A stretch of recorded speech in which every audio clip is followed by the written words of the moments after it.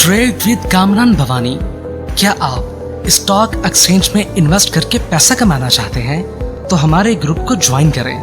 हम आपको देंगे बर वक्त और बेहतरीन मशवरे। हमारे पास अकाउंट खोलने और ग्रुप ज्वाइन करने के लिए इन व्हाट्सएप नंबर पर राब्ता करें। कामरान मेमन भवानी 0345 8264499। बिस्मिल्लाहिर्रहमानिर्रहीम। अस्सलाम वालेकुम मेंबर्स, मैं कामरान मेमन भवानी हूँ। आप देख रहे हैं यूट्यूब का चैनल जिसको क्लेम या ब्लेम नहीं है। आज काफी वर्स्ट डे रहा है मार्केट के हवाले से। स्टार्टिंग में तो मार्केट थोड़ी पॉजिटिव स्टार्ट रही और चूंकि आपको एक रेंज बताई गई थी कि 39,500 से लेकर 40,000 मार्केट की रेंज है। स्टार्टिंग में मार्केट 64 पॉइंट प्लस तक गई, 39,900 का लेवल ब्रेक नहीं कर सकी और हमने देखा मार्केट स्लोली ग्रेजुअली आपके यानी कि डिक्लाइन करती रही। एक टाइम में हमने देखा कि मार्केट में मैसिव सेलिंग हुई। मैसिव सेलिंग की वजूहात कुछ थी जो हम इस वीडियो के अंदर बताएंगे। सेकंड नंबर पे हमने देखा कि मार्केट ने एक टाइम में नया लो बनाया 39,500 का लेवल ब्रेक करने के बाद 39,027 का लो बनाया। वहां से मार्केट ने आखिर के आधे घंटे में हमने देखा कि मार्केट रिबाउंड हुई और तकरीबन 523 पॉइंट के साथ 39,279 के करीब मार्केट क्लोज रही। अगर हम देखें तो लास्ट में जो वॉल्यूम्स हुए 258 मिलियन के वॉल्यूम्स हुए। आधे घंटे जब 3 बजे तक वॉल्यूम हुए थे 200 मिलियन के, लेकिन आधे घंटे के अंदर हमने 58 मिलियन के वॉल्यूम्स देखे हैं। 258 मिलियन के वॉल्यूम्स हुए जो कि कल की मार्केट से यानी कि ज्यादा वॉल्यूम हुए। कल भी आपकी मार्केट के अंदर यानी कि देखा जाए तो वॉल्यूम्स 145 मिलियन के हुए थे और आज देखा जाए 153 मिलियन के हुए थे और आज 258 के हुए। इसके साथ ही लास्ट में ऑटो सेक्टर में होंडा कार और इनको लॉक भी लगा, उसकी भी डिटेल्स आपके साथ शेयर करेंगे। मैं वजूहात क्या थी जो मार्केट के अंदर हमने मैसिव सेलिंग देखी। देखिए सबसे पहले अगर हम देखें तो हमारे मीडिया चैनल्स के ऊपर अब से ये एक यानी कि एक स्टाइल बन गया है कि हर मीडिया चैनल्स पे डिफॉल्ट की बातें होती हैं। फिर सेकंड नंबर पे जो है हुकूमत की तरफ से इमरजेंसी नाफिज करने की बातें होती हैं क्योंकि हालात कुछ इस तरह के हैं। तो आज भी हमने देखा कि मीडिया चैनल्स पे इस तरह की बातें चल रही थी कि हुकूमत जो है इमरजेंसी नाफिज कर रही है, हुकूमत जो है यानी कि माशी इमरजेंसी ला रही है, उस तरह की चीज प्रोपेगेंडा यानी कि किया गया मीडिया चैनल्स के ऊपर। और इसके बाद हमने देखा कि मार्केट के अंदर एक प्रेशर क्रिएट होना शुरू हुआ। साथ ही अगर देखा जाए तो मार्केट क्लोज होने के बाद तकरीबन 3:58 के करीब वजीर इत्तलात की तरफ से बताया गया कि मुल्क में माली इमरजेंसी नाफिज की जो खबरें हैं उसको मुस्तरद कर दिया।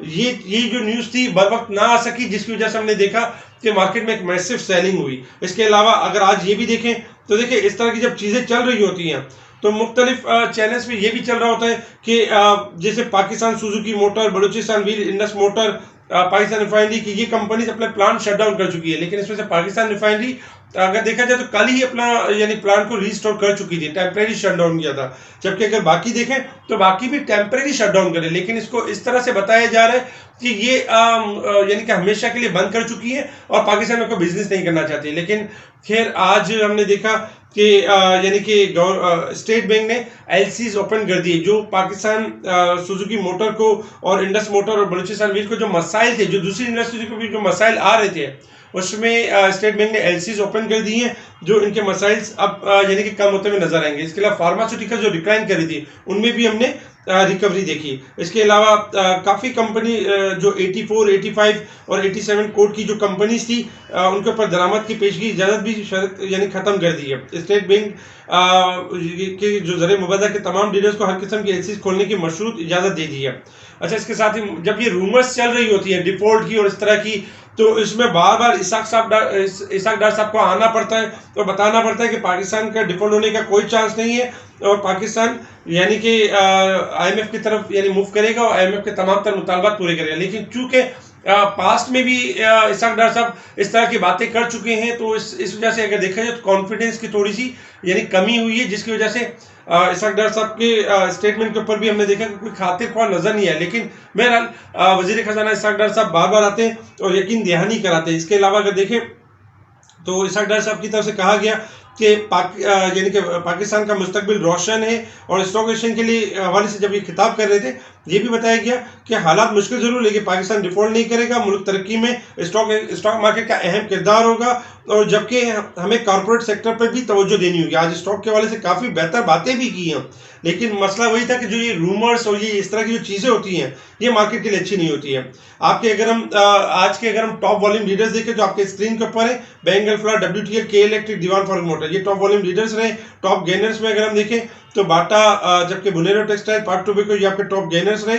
टॉप डिक्लाइनर में नेस्ले, रिफान मेस, कॉलगेट ये आपके टॉप डिक्लाइनर्स रहे। इंडेक्स माइनस होने की एक वजह ये भी है कि नेस्ले आज सुबह ऊपर का लॉक लगा हुआ था, ऊपर की साइड पर था, लेकिन जब इनको मार्केट गिरानी होती है, जो बिग प्लेयर्स होते हैं या जिनके हाथों में मार्केट कंट्रोल होती है, तो करते ही है कि नेस्ले, रिफान मेस, कोलगेट इसके 20 से 10 शेयर सेल कर देते हैं, जिसके पॉइंट्स बहुत ज़्यादा होते हैं और उसी वजह से मार्केट आपकी ज़्यादा गिर जाती है पॉइंट के लिहाज से। अगर हम सेक्टर वाइज पोजीशन देखें मार्केट की, तो आज सेक्टर वाइज में देखा जाए तो पावर जनरेशन 15 पॉइंट के साथ, टोबैको, ऑयल एंड गैस इनके स्लाइटली पॉइंट्स पॉजिटिव देखे। अगर हम नेगेटिव साइड पर देखें तो टेक्नोलॉजी में आज 138 पॉइंट माइनस गए। क्यों कि सिस्टम के सबसे ज्यादा पॉइंट्स है, सिस्टम के पॉइंट्स हम आगे आपको बताएंगे।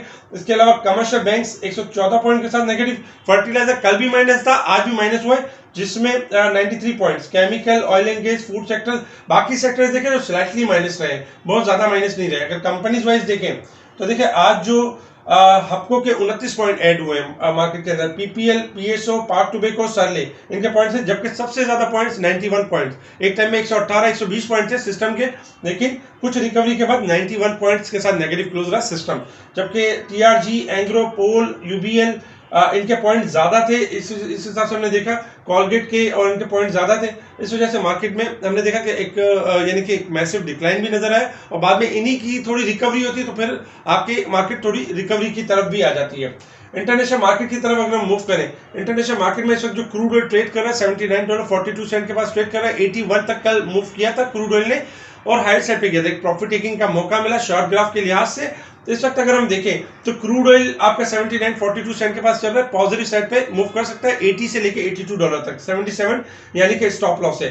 गोल्ड सिल्वर में डिक्लाइन हुआ है, आज के दिन में गोल्ड $10 डिक्लाइन कर चुका है, 1812 के पास ट्रेड कर रहा है, जबकि $24 के पास ट्रेड कर रहा है सिल्वर।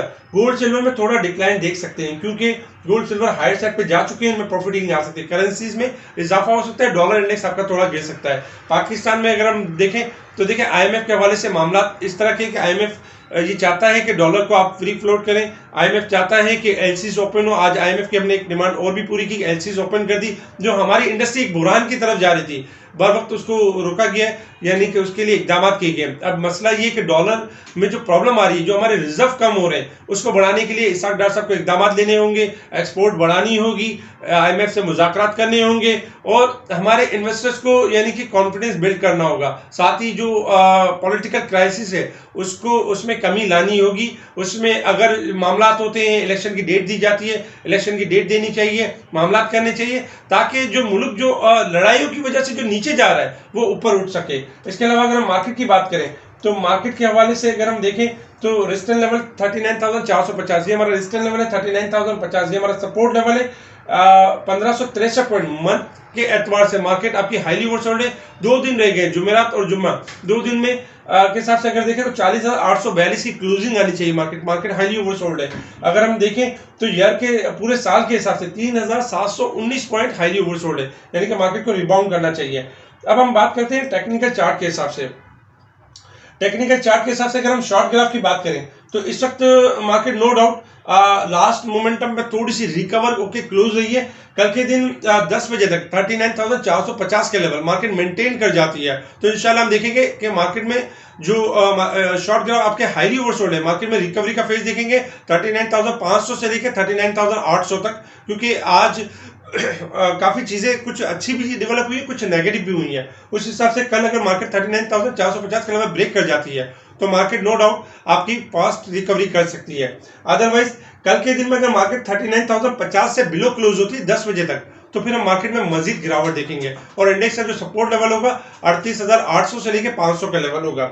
इस वक्त अगर हम थोड़ा सा डे के चार्ट के ऊपर देखें तो डे के चार्ट के ऊपर भी आज नेगेटिव कहने क्लोज रही है। लास्ट टाइम मार्केट ने 39,000 और देखा जाए 276 का लो बनाया था, आज मार्केट ने उससे ज्यादा लो बनाया। लेकिन अगर हम मार्केट के हिसाब से देखें, अगर टेक्निकल ग्राफ के हिसाब से देखें तो मार्केट हाईली ओवरसोल्ड है और मार्केट में डाइवर्जेंस की जगह है, यानी कि मार्केट में डाइवर्जेंस हो सकता है कि 39,076 का एक लो बना था जो लास्ट टाइम बना था 276 का, और आज जो लो बना है अगर यही लो रहता है तो ये लो आपका डाइवर्जेंस बन सकता है और मार्केट में चांसेस होंगे पुल बैक के।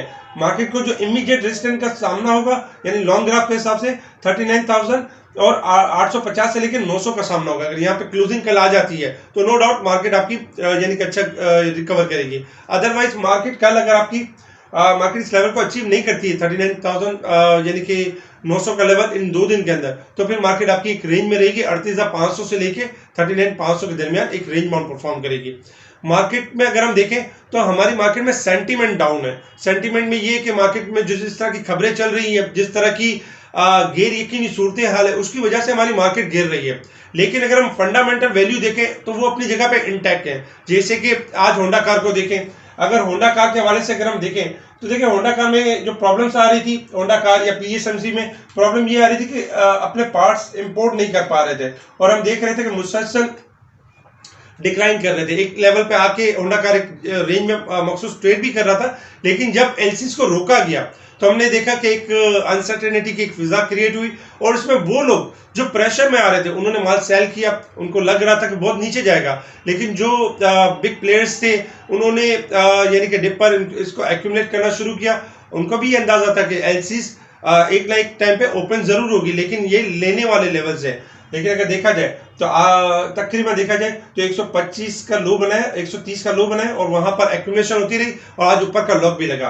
अगर होंडा कार की अगर हम फंडामेंटल वैल्यू देखें और टेक्निकल के हवाले से देखें, देखिए होंडा कार अगर हम देखें पोजीशन तो होंडा कार की ये जो वैल्यू है जो 130 का लेवल, ये आज से 2019 में भी अगर देखा जाए तो इसकी जो वैल्यू थी तकरीबन यानी इतनी थी 140 के अराउंड थी, 140 और 30 के अराउंड थी और उसके बाद 400 रुपए के लेवल पे भी हुआ था।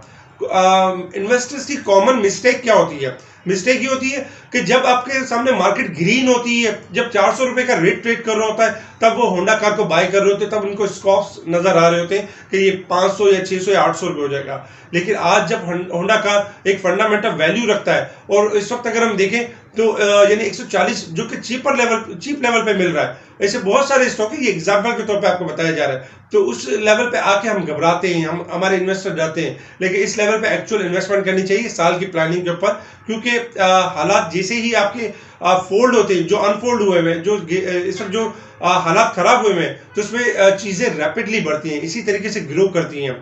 तो इस वक्त सेंटीमेंट हमारा डाउन है, नो डाउट मार्केट 200-400 पॉइंट और डिस्काउंट कर सकती है, लेकिन फंडामेंटल वैल्यू अपनी जगह पे इंटैक्ट है और इंशाल्लाह एक्सपेक्टेशन यही है कि इस लेवल पे अगर आप लॉन्ग टर्म के लिए इन्वेस्टमेंट भी करते हैं, अच्छे स्टॉक चूज करते हैं, हो सकता है आपके लेने के बाद आप थोड़ा सफर भी करें, लेकिन लॉन्ग व्यू के हिसाब से ये आपको चीजें आपको बेनिफिट देंगी, लॉन्ग व्यू के हिसाब से ये आपको रिजल्ट देंगी। इन्वेस्टर वही होता है जो होल्डिंग रखता है, अच्छे स्टॉक्स यानी चूज करता है। जो अफरा तफरी में रहता है वो हार जाता है, वो लॉस कर देता है। अगर आप लॉस भी कर लेते हैं तो आपको ये होगा जब मार्केट आपके हाथों से निकल जाती है फिर आपको अफसोस रहता है। इस वक्त market no doubt highly discounted है, ऐसे बहुत सारे स्टॉक्स हैं जिससे पाकिस्तान सुजुकी मोटर है, होंडा कार है, अगर गंदारा इंडस्ट्रीज, जीएचएनएल, इस तरह के बहुत सारे स्टॉक्स हैं जो अपनी फंडामेंटल वैल्यू से, अपनी बुक वैल्यू से नीचे भी हैं, लेकिन आने वाले दिनों में हम देखेंगे ना सिर्फ इनमें काम होगा और इनमें लेवल्स बनेंगे। तो इस वक्त कल के लेवल के लिए ये है कि 39,450 स्टार्टिंग में मार्केट मेंटेन कर जाती है, तो इंशाल्लाह मार्केट में हम देखेंगे जो शॉर्ट ग्राफ आपके हाईली ओवरसोल्ड है, आपके जो ग्राफ के हिसाब से हम रिकवरी देखेंगे मार्केट के अंदर, और बाकी भी इंशाल्लाह जो स्टॉक्स है आपके परफॉर्म करते हुए नजर आएंगे। इस वक्त refinery sectors, auto sectors, oil sectors आपके बेहतर है। गवर्नमेंट कोशिश कर रही है जो सर्कुलर डेट है उसको कम से कम किया जाए। अगर सर्कुलर डेट कम हो जाता है तो फिर हमारी मार्केट जो इस वक्त जो एक रेंज में फंसी हुई है, तो इंशाल्लाह हम देखेंगे मार्केट ना सिर्फ रिकवरी करेगी, और आने वाले दिनों में अगर हम देखें जनवरी फरवरी में अनाउंसमेंट भी स्टार्ट होंगे, उसमें भी सुपर टैक्स का जो एक पॉजिटिव इंपैक्ट आना है मार्केट के ऊपर, वो भी इंशाल्लाह एक्सपेक्टेड है। तो होपफुल रहे और व्हाट्सएप ग्रुप से जुड़े रहे। इस पर शुरू में टाइमली इन स्टॉक्स की कॉल, इंडेक्स की कॉल दी जा रही हो तो बताया जा रहा होता है। ठीक है जी, शुक्रिया। कामा मेमन बावानी, अल्लाह हाफिज।